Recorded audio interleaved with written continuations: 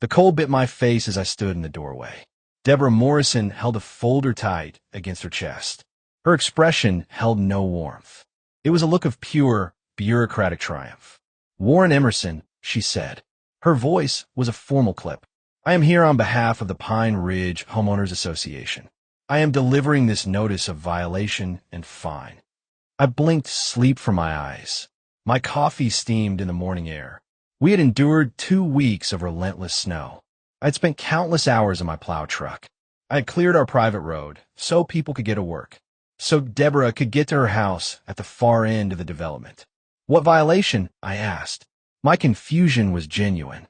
She opened the folder with a dramatic flourish. "According to HOA bylaws section 12.4, homeowners are prohibited from creating unsightly visual disturbances. These disturbances diminish the aesthetic value of the community. Your snow tire tracks have been deemed excessive and unattractive." I stared at her. "My tire tracks? From your plow truck," she said. She pointed a gloved finger at my Ford F-350. The heavy plow blade glinted in the weak sun. "You leave deep ruts in the snow on the main road. It looks terrible. The board voted unanimously to fine you. The fine is $500 per occurrence.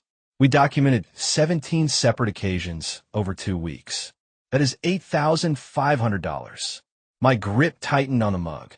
The heat was suddenly too intense. "You are fining me for plowing the road. The road no one else would clear. The road you use every day. We are fining you for the unsightly tracks," she corrected.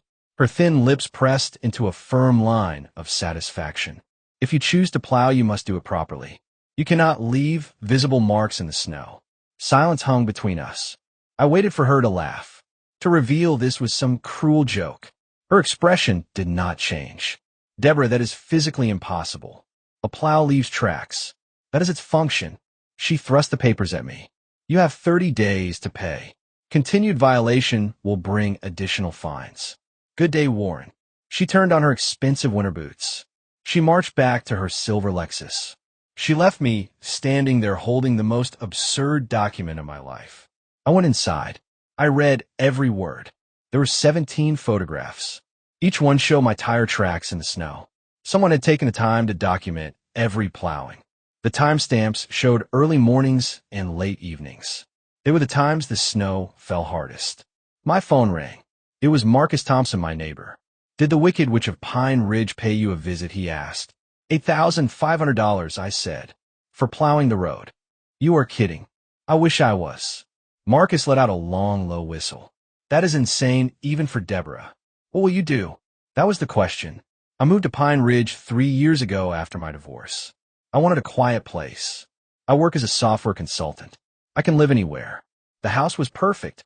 For 2 years, the HOA was quiet. Then Deborah Morrison became board president. She is 52. She retired from some middle management job. Her new purpose is the aggressive enforcement of petty rules. She invents them as needed. Her husband, Gerald, seems decent. He also seems defeated. "I do not know yet," I told Marcus. "But I'm not paying that money. Not for helping everyone. Good luck, man. Let me know if you need anything." After we hung up, I opened my computer. I pulled up the HOA bylaws. I had signed them when I bought the house. I had not truly read them. Now I searched every page. Section 12.4 existed. It was vague. It was meant for broken cars on lawns or neon house paint. Applying it to snow tracks was a stretch. It was intentional harassment. I found something else too. The bylaws did not require any resident to plow the road. The HOA was responsible for snow removal. They never arranged it. My first winter, I realized the problem. I had the truck and the plow from my old ranch. I just started doing it. No one asked me. No one paid me. It needed doing. I could do it. Everyone benefited. Deborah benefited. An idea formed. It was not a nice idea. An $8,500 fine for tire tracks was not nice either. I called my lawyer, Janet Chen. She listened to the story. She asked for the documents. She called back an hour later. "Warren, this is absurd," she said. "But technically, if the bylaw exists and the board voted, they can assess the fine. You can challenge it. You must use their internal appeals process first. If Deborah controls the board, your chances are poor." "What if I stop plowing?" I asked. A pause. You are not obligated to plow. You can stop. That is your right. Document everything.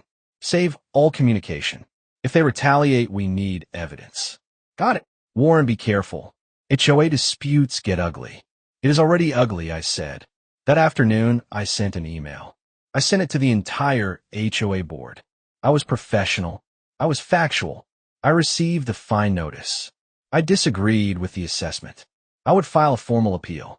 Effective immediately, I would no longer provide snow removal services.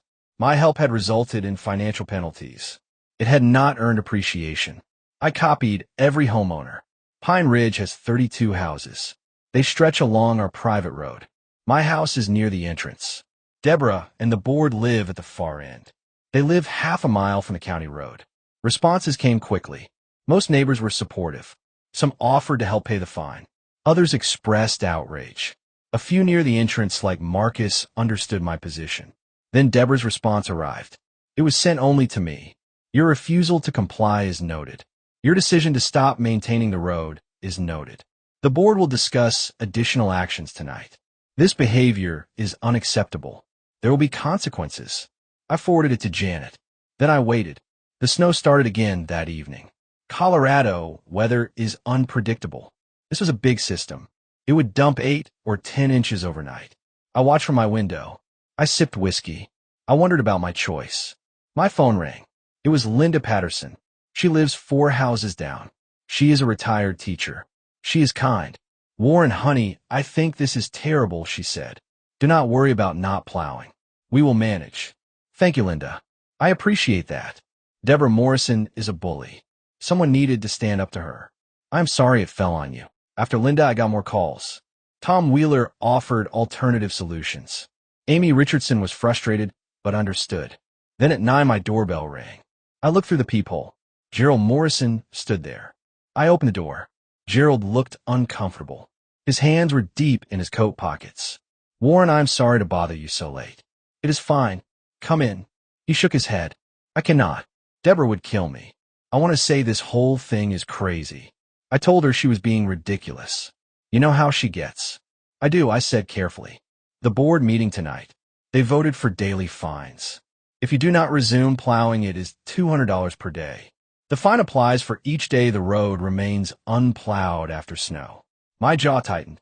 They cannot be serious. She is serious. Susan and Robert agreed. Look, I do not know what to tell you. I am sorry. This is not right. Why do you stay with her, Gerald? The question escaped before I could stop it. He gave me a sad smile. 30 years of marriage, son.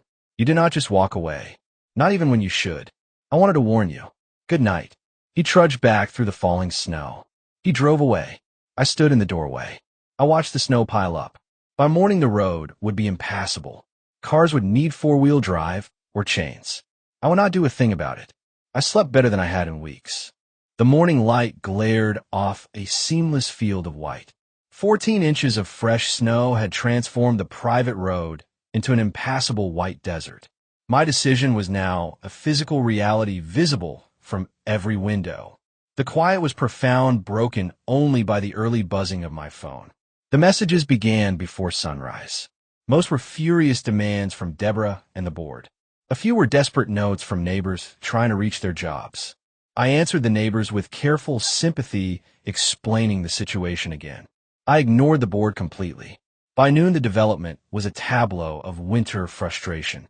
Those with trucks or sturdy SUVs carved hesitant paths, their engines groaning. Anyone with a sedan was utterly stranded. I watched Tom Wheeler and Marcus push Amy Richardson's minivan, its wheels spinning a futile spray of snow. Deborah called 17 times. I let the phone ring.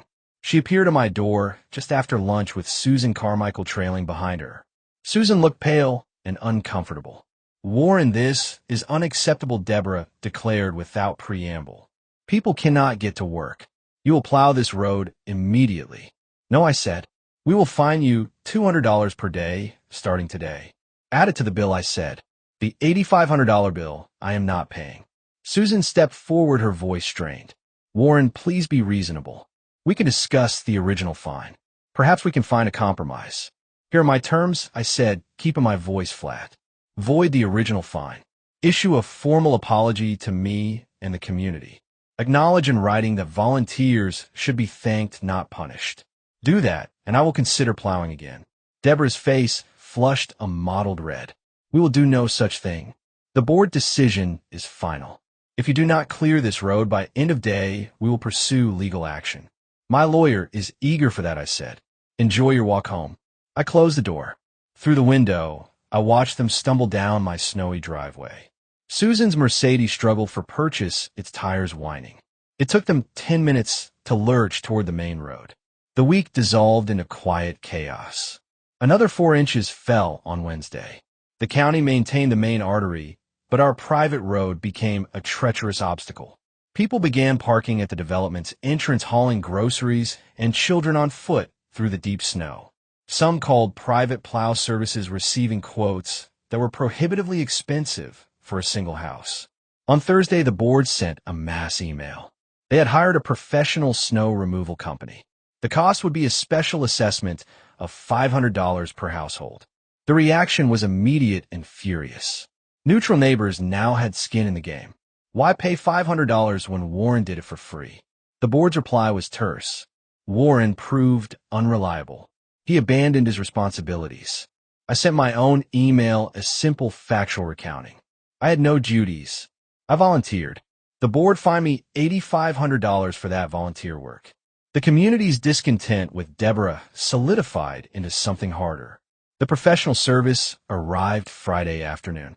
Their industrial plow was a roaring behemoth. It pushed the snow into high, jagged banks. It also left gashes in the snowpack far deeper and more ragged than my truck ever had. I took photographs and video documenting every rut. The board issued no citations for unsightly tracks. That weekend, my home became a quiet headquarters. Tom Wheeler arrived first with a recall petition. 3 other families followed. By Sunday evening, we had 21 signatures. The bylaws required 20. A special election was now inevitable. Deborah's response arrived by certified mail on Monday. The HOA was suing me for breach of contract, claiming my established pattern of service created a binding obligation. My cessation caused financial harm. They demanded $10,000 in damages. I called Janet. They're reaching, she said. There was no contract. This is pure retaliation. It likely won't survive a motion to dismiss. But keep documenting everything. The election was set for 3 weeks hence. The recall targeted Deborah, Susan, and Robert. The board fought back with a letter accusing a faction led by a resident with multiple violations of orchestrating a coup. They didn't name me. They didn't need to. The strategy backfired spectacularly. The neighborhood Facebook group erupted. Deborah's remaining supporters were drowned out by a chorus of anger over fines and pettiness. Then on a Tuesday night, everything changed. 11 days after I stopped plowing, another storm dumped 6 fresh inches. The professional service scheduled for that morning never came. The board had forgotten to pay the first invoice. The company refused further work without payment. I was in my home office when I heard shouting. Marcus was sprinting up my driveway, his breath clouding in the frigid air. I opened the door. "It's Amy Richardson," he gasped. Her son Jake cut himself bad. She called an ambulance. It's stuck at the entrance. It can't get through. I moved without thought. My truck started with a roar. I found the ambulance 100 yards from the county road, its rear wheels spinning uselessly. I plowed a wide path around it, then carved a route straight to Amy's house. The paramedics followed. Jake was 9. A kitchen knife had slipped, slicing his forearm deep. They loaded him into the ambulance. Amy climbed in beside him, her face white with terror. She looked at me through the window and mouthed, "Thank you." I plowed the ambulance back to the clear county road and watched it speed away, lights flashing. Then I kept going. I plowed every street, every cul-de-sac. I worked for 3 hours in the biting dark.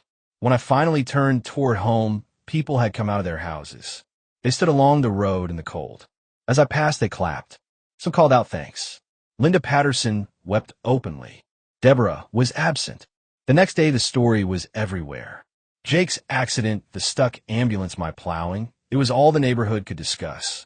The Facebook group surged with outrage and gratitude. Someone framed it starkly: if Jake's injury had been more serious, those lost minutes could have been tragic.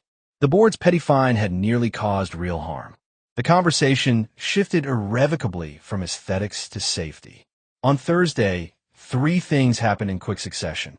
First, Susan Carmichael resigned from the board, posting a public apology. She admitted Deborah had bullied her into compliance. The fine had been wrong. She would support new leadership. Second, a local news crew appeared at my door. Reluctantly, on Janet's advice, I spoke with them. The story aired that night. HOA finds volunteer, snowplow thousands, nearly blocks ambulance. The segment featured Amy's tearful interview. It went viral. Third, I received a call from the HOA's insurance company. A representative named Patricia was politely firm. Mr. Emerson, we have advised the board to rescind all fines and issue a formal apology. We have also recommended a formal snow removal policy. Noncompliance could result in a review of their coverage. I understand, I said. We insure many HOAs, she continued. Most are reasonable. Occasionally, a board goes rogue. When that happens, we intervene. I'm sorry for your experience. The recall election the following Tuesday was a landslide. Deborah, Susan, and Robert were removed by overwhelming margins. A new board was elected immediately: Tom Wheeler as president, Linda Patterson as vice president, Jennifer Martinez as treasurer. Their first acts were to void my fines, issue a community apology, and establish a formal snow removal budget. They offered me a fair contract to continue plowing. I accepted. The lawsuit was dropped. My legal fees were reimbursed. The immediate war was over, but as I learned 3 weeks later, when Detective Sarah Vaughn of the county sheriff's office visited my home, the deeper battle was just beginning. Detective Sarah Vaughn stood on my porch, her badge held up for me to see. She was a serious woman with calm eyes. Mr. Emerson, I'm not here about you, she said. I need to ask some questions about the previous HOA board's activities. I invited her inside. We sat in my living room. She explained the new board had found financial discrepancies. Money was missing from the reserve fund. Payments to vendors didn't match services. It looked like theft. You think Deborah was stealing? I asked. We're investigating, she said. I can't say more right now. Any documentation you have could be helpful.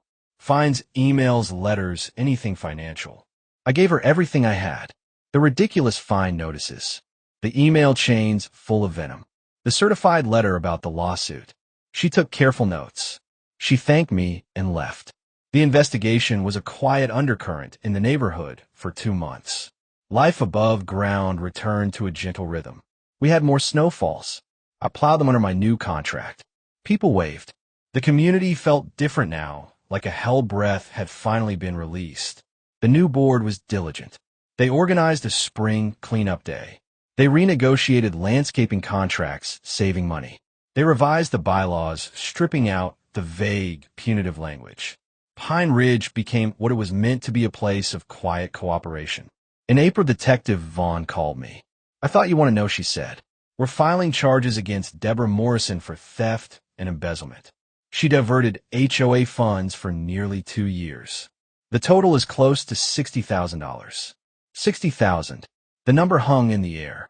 The excessive fines, the special assessments, the inflated vendor contracts, it was all a scheme. Robert Hayes was involved too, she continued. He'll be charged as well. Susan Carmichael cooperated fully. She didn't know about the finances. Deborah kept her focused on enforcement. What happens now? I asked. Criminal trial, she said. Given the amount, they're looking at serious time. I'll keep you updated. The news spread through Pine Ridge with a shockwave of anger and grim validation. People pieced it together. Deborah's aggressive fines generated cash that never reached the community coffers. It reached her pocket. Gerald Morrison filed for divorce 3 days after the charges were announced. I felt a pang for him, but understood. Stealing from neighbors was a final betrayal. The trial happened in September. I attended several days along with many neighbors. The prosecution presented a meticulous case. Bank records showed transfers to Deborah's personal account, forged invoices from fake vendors, emails between Deborah and Robert discussing the cover-up. The evidence was overwhelming. Deborah's lawyer argued poor management, not theft. The jury didn't buy it. They convicted her on multiple counts. Robert was convicted on lesser charges. At sentencing, Deborah stood silent, staring straight ahead. The judge detailed the breach of trust, the impact on the community. She was sentenced to 6 years in prison. Robert received 3. They were ordered to pay restitution, though collecting the full amount seemed unlikely. I left the courtroom that day with a hollow feeling. It was a sad, wasteful conclusion. All that energy, that need for control, channeled into theft instead of service. Winter returned. Life in Pine Ridge was now calm and orderly. The HOA functioned with transparency. The rules were sensible. When the first big snow fell, I was out at dawn under my contract. This time as I drove through the development, people came out to wave. Kids held up crayon signs saying, "Thank you, Warren." Linda Patterson flagged me down with a thermos of hot coffee. This was the difference. Not just a contract, but appreciation. Marcus came over one Saturday as another snow began. We drank beer in my garage, watching the flakes swirl. "You ever think you'll run for the board?" he asked. "Not a chance," I said. "I'll stick to plowing and avoid the politics." He laughed. "Fair enough." Linda organized a holiday party at the clubhouse in mid-December. Almost everyone came. There was food and music and real laughter. It felt like a community, not a managed property. Tom Wheeler pulled me aside. "Warren, we want to put a plaque at the entrance. Something about volunteers, making a community work. We like your input." "That's not necessary," I said. "Maybe not, but we want to do it." What happened was a wake-up call. We can't take people for granted.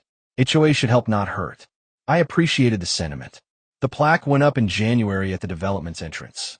It read, "A community thrives when neighbors help neighbors. Thank you to all residents who volunteer their time, skills, and effort to make Pine Ridge a better place to live." It wasn't specifically about me, but everyone knew. It was a good reminder. Spring arrived, melting the last stubborn patches of snow. My plow truck rested in the garage. I returned to my consulting work, enjoying the mountain quiet. Amy Richardson stopped by one afternoon with Jake. He was fully healed, a faint scar on his forearm. She brought cookies and a card from her family. "I never properly thanked you," she said.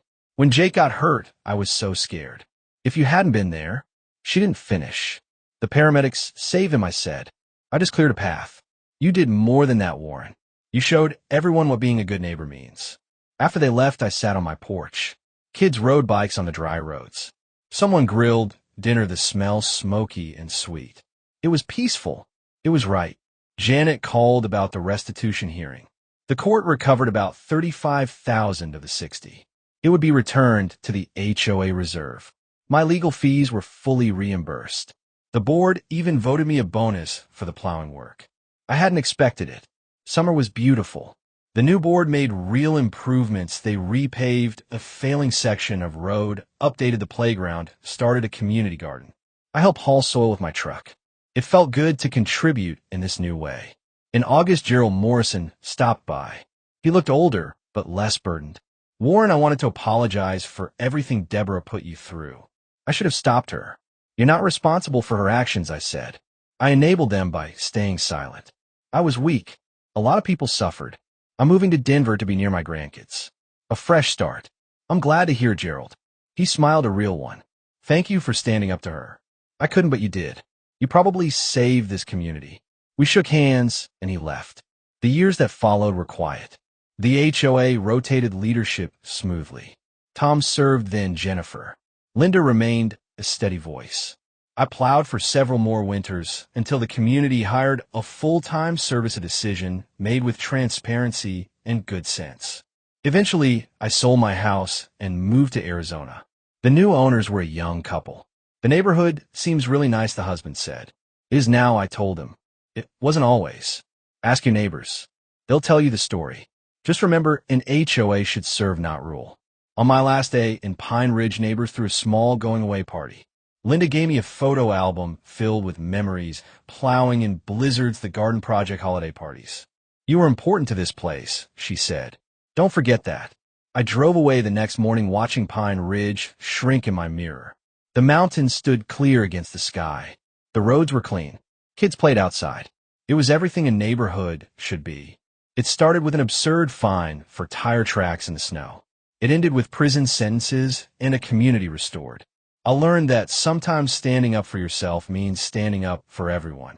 that ordinary people can make extraordinary changes, that the simplest acts of service can become battlegrounds for decency, and that all it takes is one person willing to say no to injustice, to let the consequences speak, and to clear a path not just through snow, but through pettiness and greed towards something better. I settled into life in Arizona, where winter is a mild suggestion and snowplows are museum pieces. The desert sun baked the earth a different kind of clean, yet my mind often traveled north to those Colorado winters, to the rumble of the diesel engine and the satisfying push of snow. I didn't miss the cold or the backache, but I carried the lesson of Pine Ridge with me like a well-worn tool. The story followed me in a way. Occasionally someone would recognize my name from an old news article or a blog post about HOA overreach. They'd email asking for advice. I always gave the same counsel. Document everything. Know your governing documents. Stand firm. Remember, the board works for you, not the other way around. The principle was simple, but it had been hard won. Back in Pine Ridge, life continued its better course. Tom Willer sent me updates for a few years. The plaque at the entrance stayed. New families moving in would hear the story, a community legend now, of the winter a bully was deposed and an ambulance was saved. It became a foundational myth, a warning, and a promise. I learned through the grapevine that Deborah served 4 years of her 6-year sentence before being paroled. She moved to another state. Robert Hayes was released earlier. Gerald found peace in Denver with his grandchildren. The restitution money, though never fully recovered, stabilized the HOA's finances for years. My own life found a new rhythm in the desert heat. I took up hiking in the canyons, the vast silence, a different kind of quiet than a snow-blanketed street. I thought often about the nature of community. It isn't a set of rules or a collection of houses. It's a fragile agreement, a willingness to see your own well-being tied to your neighbors. Deborah broke that agreement. We had to remake it. One afternoon, I got a call from Amy Richardson's son, Jake. He was in high school now. He'd been given an assignment to write about a local hero. He asked if he could interview me. We talked over video chat. His questions were thoughtful. He asked why I kept plowing when no one paid me. He asked why I stopped. He asked what it felt like to see the ambulance stuck. I answered as honestly as I could. I told him I plowed because it needed doing. I stopped because sometimes you have to let people feel the consequences of their own meanness. I told him the sight of that ambulance filled me with a cold fury that had nothing to do with the weather. He sent me his essay when it was finished. He wrote about community and responsibility. He wrote that sometimes a hero isn't someone who does something extraordinary, but someone who refuses to accept something wrong. His teacher gave him an A. His mother said he framed it. That meant more to me than any plaque. Years blurred together. The sharp edges of the conflict softened into story. I realized it's true and wasn't the trial or the recall or even my move. It was the enduring change in that neighborhood. The proof that a community could heal itself. That vigilance, not vengeance, was the answer. The new board members eventually stepped down, having served their terms. New people stepped up. The system worked as intended, a rotation of service, not a seizure of power. On a visit back to Colorado to see friends, I drove through Pine Ridge. It was a summer evening. The mountains were purple in the distance. I drove slowly down the private road. The pavement was smooth. Gardens were thriving. I saw the community garden I'd helped start now, lush and full. I saw the playground with new swings. I saw the plaque at the entrance, its metal slightly weathered. I didn't stop.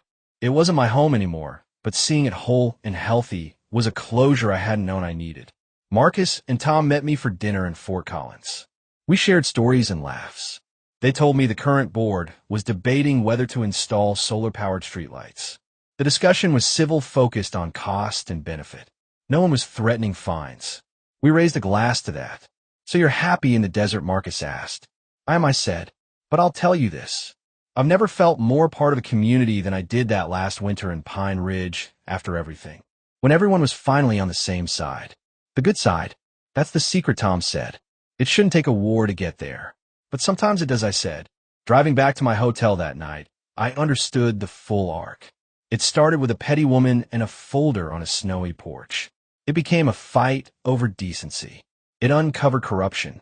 It rallied a neighborhood. It saved a boy. It sent a thief to prison. It left behind a blueprint for how to fight back against small tyrannies. My part was just one thread. The real victory belonged to the neighbors who signed the petition, who spoke up at meetings, who finally said enough. Now in my Arizona home, when I hear of some ridiculous HOA rule, somewhere a fine for a garden gnome, or a sanctioned shade of beige, I smile a little. I think of tire tracks in the snow. I remember that these battles matter not because of gnomes or paint, but because they are about power and respect. I think of Jake Richardson's essay. I think of Linda Patterson's tears in the cold. I think of Gerald's sad smile on my doorstep. The story of Pine Ridge is a manual written in snow and fury. Its lesson is clear. You cannot legislate kindness. You cannot fine people into being good neighbors. But you can hold the line. You can refuse to be complicit. You can stop plowing the road. You can let the snow pile up until everyone feels the chill and understands its source. And then when the emergency comes, you can still be the one to clear the path. Not because you have to, but because it's who you are. Because that is what community demands and what ultimately defines it. That winter is long over. The snows have come and gone many times since, but the clear road remains.